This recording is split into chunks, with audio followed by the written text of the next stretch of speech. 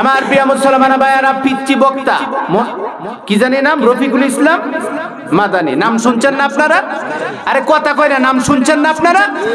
পিচ্চি বক্তা রফিকুল ইসলাম মাদানী, তাকে কি ভূতে কিলাইছে নাকি এত শক্ত শক্ত কথা বলতো? ভূতে কিলাইছে। আপনাদেরকে বোঝাবার জন্য, আপনাদের রাস্তাটা যেন ইসলামের রাস্তা হয়, এই কথা তিক্ত টাটকা কথাগুলা বলার জন্যই তাকে জেলখানার মধ্যে অপকষ্টের মধ্যে তাকে নির্যাতন করা হয়েছে। কথা বলেন ঠিক না বেঠিক? আমার প্রিয় মুসলমান ভাইরা, বাংলাদেশের মধ্যে আল্লামা মামুনুল হক 6 ফুট উচ্চতার টাটকা একটা যুবক ছিল, আজকে রিমান্ড খায়া তারা আজকে জেলখানা থেকে বের হয়ে প্রায় বিকলম্ব হয়ে গেছে। ভূতে গিলাইছিল। কথা কইরা ভূতে গিলাইছিল। এই শীতের মৌসুম আসছে না, এখন দেখবেন বাজারের মধ্যে গিয়ে টাটকা টাটকা সবজিগুলা কিনতে মানুষ ভালোবাসে। কারণ কি? এইগুলা এখন তরি তরকারি একদম খুব সুন্দর, এইগুলা রান্না করলে খুব ভালো লাগবে, কিন্তু টাটকা টাটকা ইসলামের কথাগুলা বললে মানুষ অ্যাকসেপ্ট করতে পারে না। বিপদে পড়ে গেছে ওই তাগুত শক্তির সামনে, সে আবার চিন্তা করলো না না, একটু দোয়া করা প্রয়োজন, অন্তত তাদেরকে বুঝ দেওয়া দরকার, তাদেরকে অন্তত মিনিমাম কিছু কথা বুঝ দেওয়া দরকার। এই চিন্তা করে দোয়া শুরু করে দিল।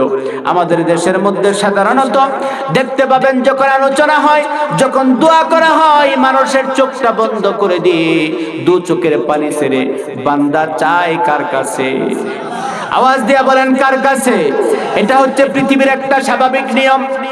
ওই মুস্তাজাবুদ দাওয়া ইবনে বারারা যখন আল্লাহ রাব্বুল আলামিনের কাছে হাত তুললেন, দোয়া যখন শুরু করে দিলেন, তাগুত শক্তি সবাই চোখ বন্ধ করে দিল। কিছুক্ষণ পর যখন দোয়া শুরু হয়ে গেল, কিছুক্ষণ পর তাকায় দেখে কোনো আওয়াজ নাই। কয়েক মিনিট হয়ে গেছে। এখন আপনার মসজিদের ইমাম সাহেব যদি দোয়া করার সময় চোখ বন্ধ, আপনি কান্না করতেছেন, এমন সময় যদি দেখেন কোনো আওয়াজ না থাকে, তাহলে হুজুর কই আছে এটা বিশ্রাবেন, এটাই স্বাভাবিক। কথা ঠিক কিনা? তাগুত শক্তিরা চিন্তা করতেছে, আহারে এই আল্লাহর ওলি তো দোয়া শুরু করলো, কই গেল আওয়াজ? এখন তো কোনো আওয়াজ শুনতেছি না, কি হলো? তাকায় দেখে ওই ইবনে বারারা মুস্তাজাবুদ দাওয়া দোয়া করতেছে পয়গম্বরের বিরুদ্ধে, মুসার বিরুদ্ধে। আল্লাহ রাব্বুল আলামিন তার জিহ্বাটাকে টেনে এনে গলার মধ্যে পেঁচায়া পিঠের মধ্যে পেরেক মেরে আল্লাহ রাব্বুল আলামিন সরাসরি রিঅ্যাকশন করে দিয়েছে। কারণ সে দোয়া করছে কার বিরুদ্ধে? আরে কথা কয় না, কার বিরুদ্ধে? কোন নবী কি কোন মানুষের জন্য কাজ করে? কোন দলের জন্য কাজ করে? এই দুনিয়ার জমিনে আলেম ওলামারা কি কোন দলের জন্য কাজ করে? এই দুনিয়ার জমিনে আলেমরা কাজ করে কার জন্য? প্রত্যেকটা নবী কার জন্য কাজ করেছে? কিন্তু আলেমদের প্রতি বিপদ আছে না নাই? নির্যাতন আছে না নাই? আমার প্রিয় মুসলমান ভাইয়েরা, একজন মুস্তাজাবুদ দাওয়া হওয়া সত্ত্বেও একজন পয়গম্বরের বিরুদ্ধে যখন অবস্থান নিয়েছিল, আল্লাহ রাব্বুল আলামিন দুনিয়ার জমিনে সরাসরি তাকে আযাব গজব দিয়া ধ্বংস করে দিয়েছে। আমাদের দেশের মধ্যেও এরকম নজির আমরা কিছুদিন আগে দেখেছি। কথা বলেন ঠিক না বেঠিক? আমার প্রিয় মুসলমান ভাইরা, আলেমদের বিরুদ্ধে, কোরআন প্রেমিকদের বিরুদ্ধে যারা অবস্থান করবে, দুনিয়ার জমিনে আল্লাহ রাব্বুল আলামিন সরাসরি তাদেরকে গজব দিয়ে শেষ করে দিবে। কথা বলেন ঠিক কিনা? অথচ আল্লাহ রাব্বুল আলামিন বলেন, বান্দারে, দুনিয়ার জমিনে তোমাদের জীবনটা যদি পরিচালনা করতে চাও, তোমরা যদি একজন ইমানদার হিসাবে নিজেকে করতে চাও, তোমরা তোমাদের জীবনটাকে যদি সুন্দরভাবে একজন মুমিন হিসাবে করতে চাও, তাহলে এরকম জীবন গড়ে দুনিয়া থেকে যাওয়ার পর পুরস্কার আছে না নাই?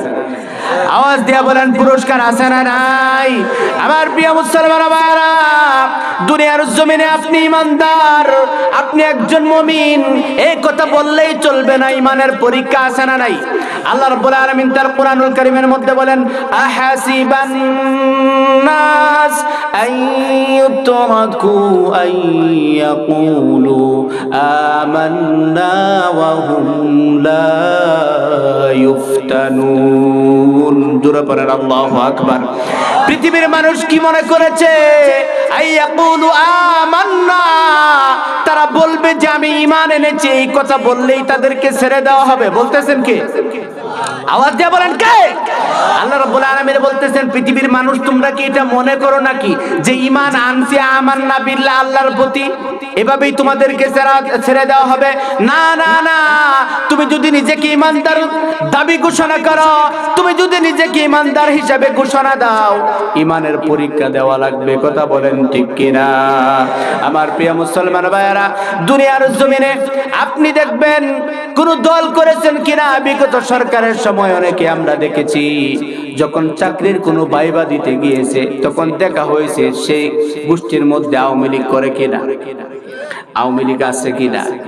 যদি দেখতো আওয়ামী লীগ করে তাহলে বলে গ্র্যান্টেড, চাকরি তারে দিয়া দে। আর যখন দেখা হতো না না আওয়ামী লীগ নাই, বিএনপি জামাত মিশ্রিত, তখন বলে ডিলিট কর। আরে কথা কয় না, ঠিক না বেঠিক? দুনিয়ার জমিনে একটা দল করেছে কিনা এই জন্য তাকে চাকরি দেওয়া হয়।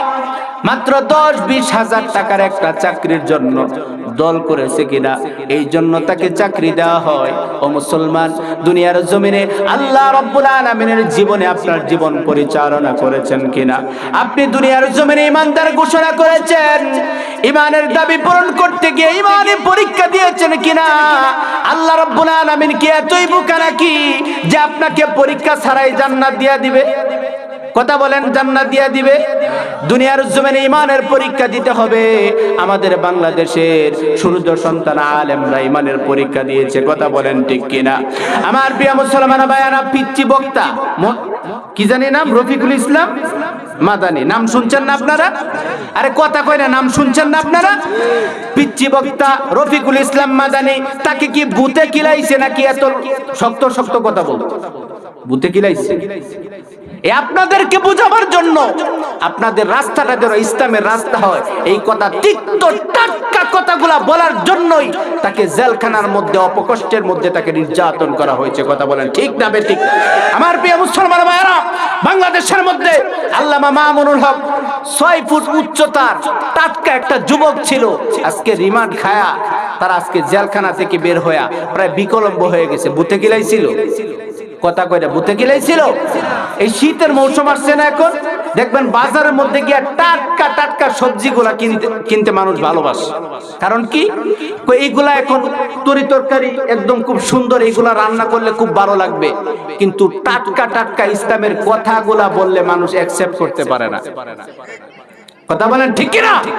এই দুনিয়ার জমিনে আপনি ঈমানদার পরিচয় দেন, ঈমানের পরীক্ষাও দিতে হবে, যেভাবে আমাদের বাংলাদেশের মধ্যে আলেমরা দিয়েছিল। কথা বলেন ঠিক না বেঠিক? আমার প্রিয় মুসলমান ভাইয়েরা, আল্লাহ রাব্বুল আলামিন যে কথাগুলো আমি বলেছি, কষ্ট পাইছেন আপনারা? আমার ভাই চলে আসছে, আমি আর কথা দীর্ঘায়িত করব না। যতটুকু আলোচনা আমি যোগ্য বান্দা করেছি, আমাকে সহ প্রত্যেককে আমল করার তৌফিক দান করুক। পড়ো না আমিন। এত আস্তে কোন কে? জোরে কোন না আমিন। ওয়া আখিরু দাওয়ানা আলহামদুলিল্লাহি রাব্বিল আলামিন।